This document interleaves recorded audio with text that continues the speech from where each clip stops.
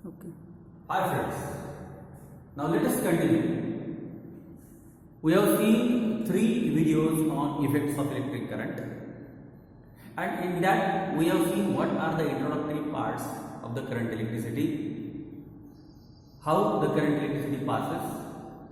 We have also seen what is the heating effect of electric current.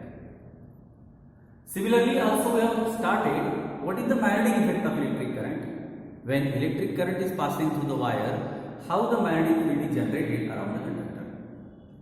आपण तीनही चारही प्रकारचे कंडक्टर मागच्या व्हिडिओमध्ये बघितलेले आहेत. म्हणजे एका स्ट्रेट कंडक्टरच्या भोवताली मॅग्नेटिक फील्ड कसं तयार होतं तो भाग आपण बघितला. एका सर्क्युलर लूपच्या भोवताली मॅग्नेटिक फील्ड कसं तयार होतं तोही भाग आपण बघितला.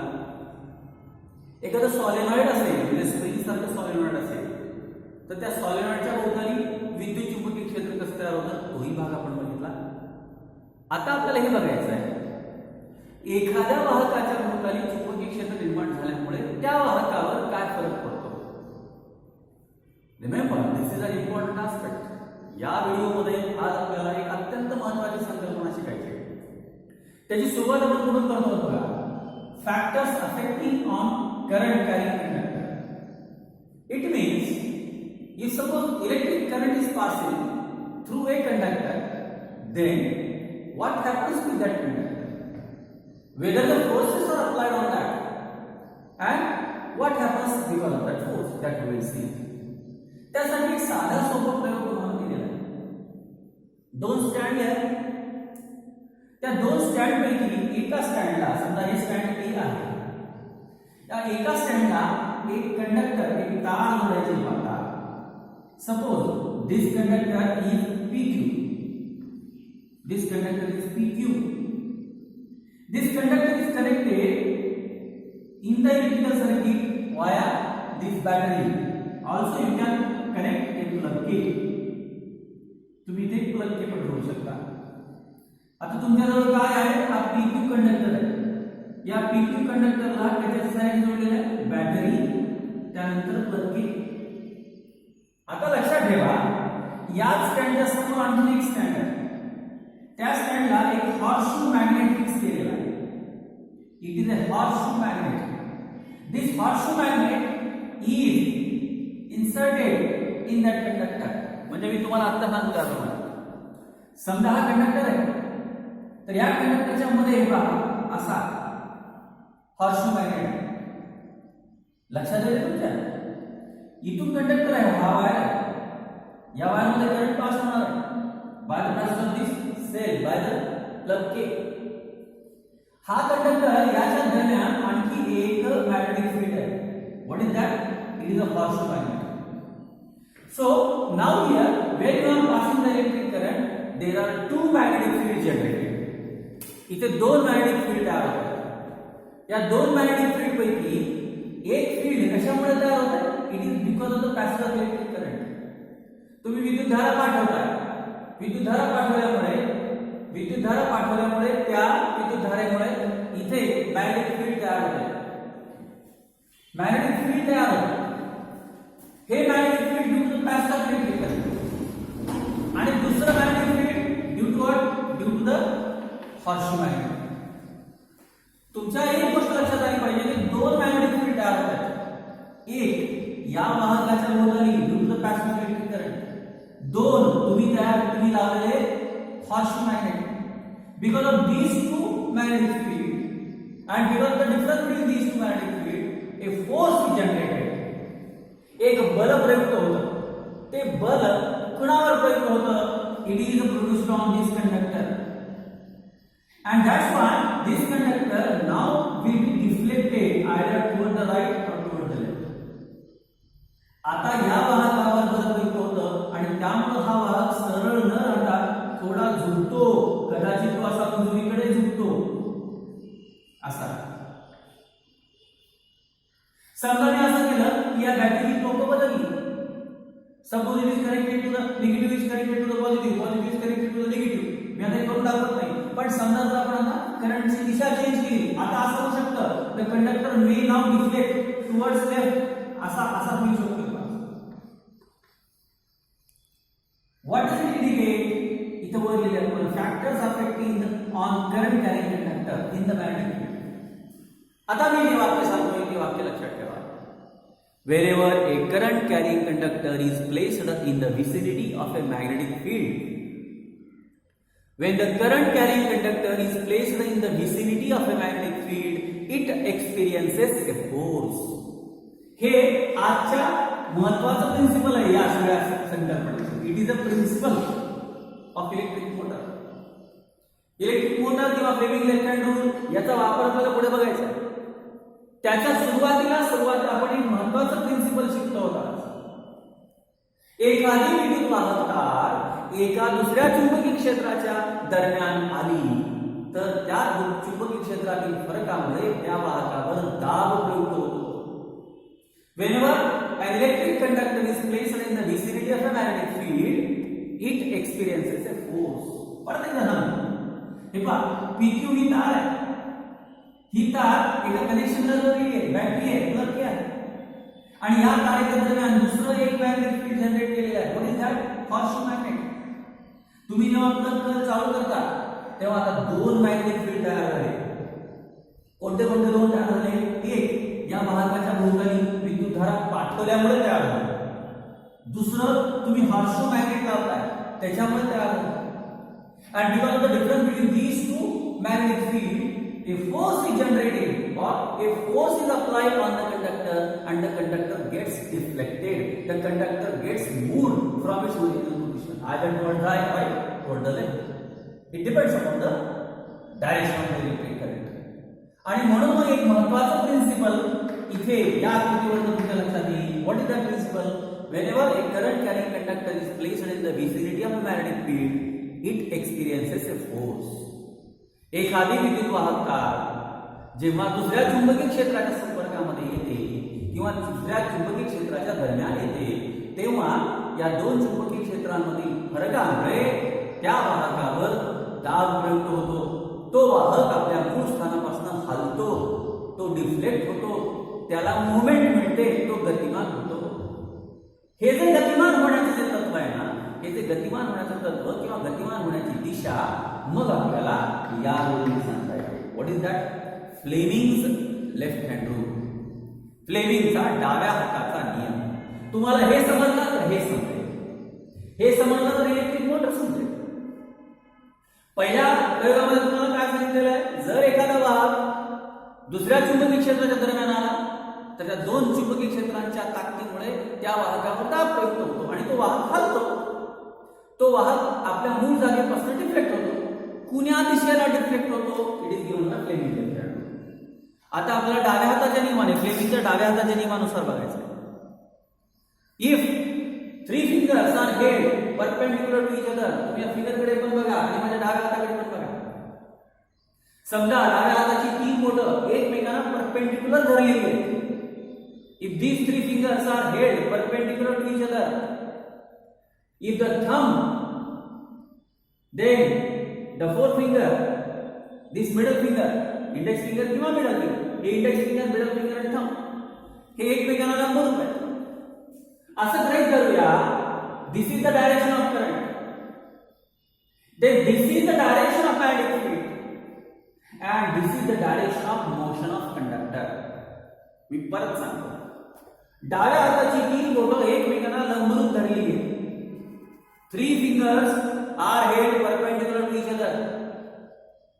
If the middle finger gives the direction of electric current, then the fourth finger or index finger gives the direction of magnetic field, and the motion of the conductor is in the direction of the thumb. ही 3 बोटं एकमेकांना लंब आहेत अशी कल्पना करा. अशा परिस्थितीमध्ये जर विद्युतधारेची दिशा या दिशेला असेल तर चुंबकीय क्षेत्राची दिशा या दिशेला असते आणि कंडक्टर या दिशेला मूव्ह होतो. का मूव्ह होतो? Because of the magnetic fields, changes in the magnetic fields. This is called as Fleming left hand rule. तुम्हाला सोप्या भाषेमध्ये परत खाली करून दाखवलेलं आहे. हे बघा, या 3ही बोटांची दिशा एकमेकांना लंबरूप आहे.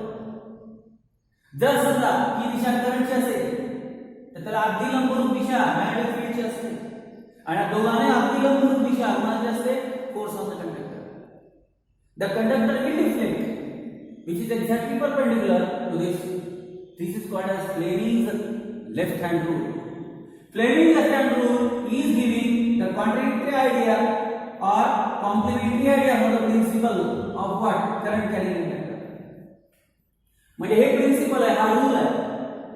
प्रिन्सिपल समजला पाहिजे, रूल समजला पाहिजे, मग इलेक्ट्रिक मोटर समजेल. प्रिन्सिपल मध्ये काय आहे? when current carrying conductor is placed in the vicinity of a magnetic field, it experiences a force. Rule मध्ये काय आहे? हा फोर्स कुण्या डायरेक्शनला असतो? It is given by Fleming left hand. तुमच्या डाव्या हाताची तीन बोटं एकमेकांना लंबरूप पकडलेली आहेत अशी कल्पना करा. अशा परिस्थितीत मधल्या बोटाच्या दिशेने जर करंट वाहत असेल तर फोर फिंगर इंडेक्स फिंगरच्या दिशेने मॅग्नेटिक फील्ड तयार होतं आणि कंडक्टरची मोशन ही थंबच्या दिशेने होते.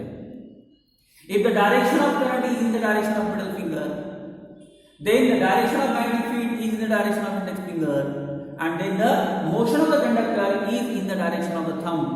These are the three directions and which are given by left hand rule, which is called as Fleming's left hand rule. मी तुम्हाला या चॅप्टर मध्ये सांगितलं होतं तुम्हाला तीन रूल आहेत. पहिला एक आपण बघितला राईट हँड थंब रूल. आता आपण बघतो Fleming's left hand rule.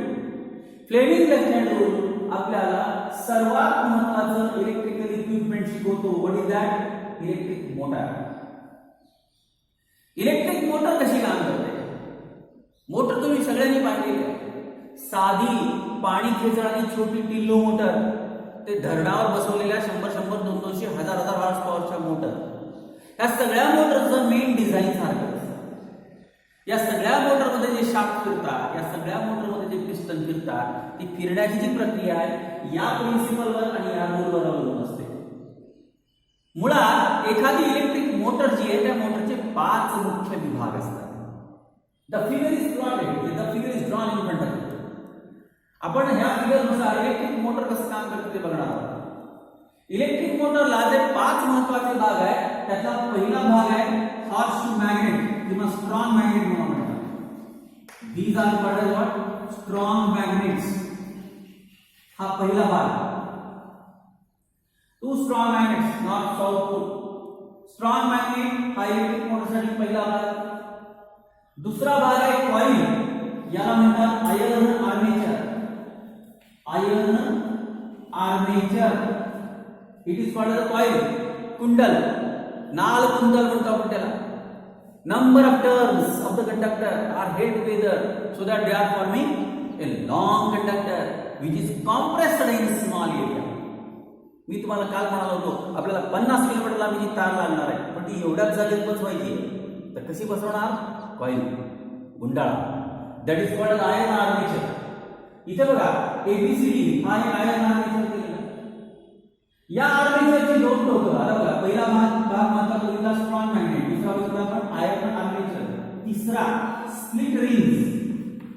Split rings ह्या 2 अर्धचंद्राकृती किंवा अर्धवर्तुळाकार वाट्या असल्यासारख्या स्प्लिट रिंग आहे. स्प्लिट रिंग हा तिसरा भाग आहे. चौथा भाग आहे कार्बन ब्रशेस. कार्बन ब्रशेस म्हणजे 2 कार्बनचे ब्रश आहेत जे की याला जोडतात. इथे एक कार्बनचं ब्रश आहे, इथे एक कार्बनचं ब्रश आहे. They are connecting the electrical power supply. आणि 5वा भाग आहे सेल किंवा बॅटरी. या बॅटरीच्या ठिकाणी तुम्ही पॉवर सप्लाय पण देऊ शकता, एसीचा पॉवर सप्लाय. इलेक्ट्रिक मोटरमध्ये 5 भाग महत्वाचे: strong magnet, iron armature, split ring, carbon brushes and battery. आता मोटर कशी काम करते इथून सुरुवात आहे. पहिल्या टप्प्यामध्ये आपण काय बघितलं? when a current carrying conductor is placed in the vicinity of a magnetic field, it experiences a force. आता तोच भाग आहे फ्लेमिंग लेफ्ट हँड रूल नुसार. इथं बघा, इथं एक मॅग्नेट ऑलरेडी आहे, इथे एक स्ट्रॉंग मॅग्नेट आहे ऑलरेडी. दुसरं तुम्हाला तयार करायचं आहे. दुसरं मॅग्नेटिझम तुम्हाला तयार करायचं आहे. कसं तयार करणार? By applying the electric current in the coil. काय केलं आपण इथे या ठिकाणी? ए बी सी डी ही कॉइल आहे. त्या कॉइलची 2 टोकं बॅटरीला जोडलेली आहेत बघा. This is coil A B C D. या एबीसीडी कॉइलचं एक टोक या स्प्लिट रिंगच्या साहाय्याने कार्बन ब्रशला आणि कार्बन ब्रशच्या साहाय्याने बॅटरीच्या प्लसला जोडले. तर दुसरं टोक स्प्लिट रिंगच्या साहाय्याने कार्बन ब्रशच्या साहाय्याने के ला आणि के पासून मग ते कुणाला जोडलेले बॅटरीला. तर सर्किट इज कंप्लीटेड. आता वर्किंग कसं होतं बघा, मोटर कसं काम करते. के चालू करा, के चालू केले की इलेक्ट्रिक करंट पास होईल. इलेक्ट्रिक करंट पास झालं की या वायर मध्ये इलेक्ट्रिक करंट गेल्यानंतर या वायर मध्ये काय तयार होईल, मॅग्नेटिक फील्ड जनरेट होईल. मॅग्नेटिक फील्ड जनरेट झाली की ही कॉइल अशी इट गेट्स डिफ्लेक्टेड. ही डिफ्लेक्ट झाली की या स्प्लिट रिंग मध्ये कॉन्टॅक्ट तुटतो. या स्प्लिट रिंग आहेत ना, हे पहा इथं सध्या जोडलेल्या होत्या, ही कॉइल अशी झाली, कॉन्टॅक्ट तुटला. This coil has completed half turn. या कॉइलने अर्धवर्तुळ पूर्ण केलं. आता कॉन्टॅक्ट तुटल्यामुळे लाईट पास होणार नाही, इलेक्ट्रिक करंट पास होणार नाही. उरलेला अर्धवर्तुळ ही कॉइल आपोआपच पार करते. It is because of inertia. आपण लॉज ऑफ मोशन मध्ये बघितलेला गतिमान अवस्थेचा नियम आहे त्याला. त्यामुळे उरलेला हाफ टर्न ही कॉइल स्वतःच पूर्ण करते. परत एकदा आता बघा, डी इकडे येईल, ए इकडे येईल किंवा सी इकडे जाईल, डी इकडे जाईल, अर्धी झाली. म्हणजे मी तुम्हाला या पुस्तकाच्या माध्यमातून दाखवतो. समजा ही कॉइल आहे, अर्ध वर्तुळ पूर्ण झालं, उरलेला अर्ध वर्तुळ ती स्वतः पूर्ण करेल like this. And once again they will be connected to the split ring. आता ते त्या स्प्लिट रिंगला परत जोडले जाते. परत पॉवर सप्लाय चालू होईल. परत पॉवर सप्लाय चालू झाल्यानंतर परत त्याच्यात मॅग्नेटिक फील्ड तयार होईल. Due to the difference in the magnetic field it will again lift half turn. अर्धा टर्न पूर्ण करेल, उरलेला अर्धा टर्न स्वतःच पूर्ण करेल. आणि त्यामुळं तुम्ही जितका वेळ याच्यात करंट पास करत राहता तितका वेळ हा शाफ्ट फिरत राहतो. ही जी कॉइल आहे ती फिरत राहते. And electric motor runs. In that electric motor, half turn is completed by the change in the magnetic field. Half turn is completed by the moment of inertia. And due to all this, the shaft is continuously moving. This is called what? The working of electric motor. एखादं विद्युत चलित किंवा एखादी electric motor कसं काम करते त्याचा हा सर्किट डायग्राम किंवा त्याची जी रचना आहे. या इलेक्ट्रिक मोटरची प्रक्रिया किंवा ह्या इलेक्ट्रिक मोटरचं वर्किंग या सगळ्या रूल्स नुसार चालतं. म्हणजे what is the principle behind that, what is the rule behind that and how the electric motor works. Electric मोटरला 5 महत्त्वाचे भाग: स्ट्रॉंग मॅग्नेट, दुसरा आयर्न आर्मेचर, तिसरा स्प्लिट रिंग, चौथा कार्बन ब्रशेस आणि पाचवा बॅटरी. परत एकदा सांगतो तुम्हाला आणि मग आपण इथे थांबूया. इलेक्ट्रिक मोटर कसं काम करते. इलेक्ट्रिक मोटर या प्रिन्सिपलवर काम करते. Whenever A current carrying conductor is placed in the vicinity of magnetic field it experiences a force. Electric motor या रूलवर काम करते, Fleming's left hand rule. What is that? When 3 fingers are held perpendicular to each other, if the current is in the direction of middle finger, then the direction of magnetic field is in the direction of fourth finger. And the direction of motion of the conductor is in the direction of thumb. आता हा rule इथे वापरला जातो. इथे बघा दोन magnetic field तयार करण्यात आले. कसे तयार करतो आपण? एक तर स्ट्रॉंग मॅग्नेट आहे तिथे. या स्ट्रॉंग मॅग्नेटच्या दरम्यान एक कॉइल आहे. या कॉइलचं एक टोक स्प्लिट रिंग आणि कार्बन ब्रशच्या सहाय्याने बॅटरीच्या प्लसला जोडलंय. त्या कॉइलचं दुसरं टोक स्प्लिट रिंग आणि कार्बन ब्रशच्या सहाय्याने बॅटरीच्या निगेटिव्हला जोडलंय. के चालू करा. के चालू केली की या वायर मध्ये इलेक्ट्रिक करंट पास होतं. इलेक्ट्रिक करंट पास झालं की मॅग्नेटिझम तयार होतं. आता दोन मॅग्नेटिझम झाले. एक पूर्वी तुम्ही बसवलेलं नॉर्थ अँड साऊथ पोलचं ते स्ट्रॉंग मॅग्नेट, दुसरं लाईट पास केल्यामुळे करंट पास केल्यामुळे झालेलं. दोन मॅग्नेटिक फील्ड तयार झाल्यामुळे ही कॉइल अर्धा टर्न पूर्ण करते. कारण त्याचा फोर्स प्रयोग होतो. उरलेला अर्धा टर्न स्वतःच पूर्ण करते. परत एकदा कनेक्शन होतं, परत करंट सप्लाय होतं, उरलेला अर्धा टर्न पूर्ण करते. सर्किट ब्रेकअप होतं, उरलेला अर्धा टर्न मोमेंट ऑफ इनर्शियाने पूर्ण करते. या पद्धतीने कंटिन्युअसली हा शाफ्ट सातत्याने फिरत राहतो and the electric motor works. This is the main design of electric motor. Electric motors are used for various purposes. अतिशय छोट्या कामापासून मोठ्या कामापर्यंत बऱ्याच ठिकाणी इलेक्ट्रिक मोटर आपण वापरतो. त्या इलेक्ट्रिक मोटरची रचना, त्याचं प्रिन्सिपल आणि रूल्स या पद्धतीने आहे. Okay, will stop here.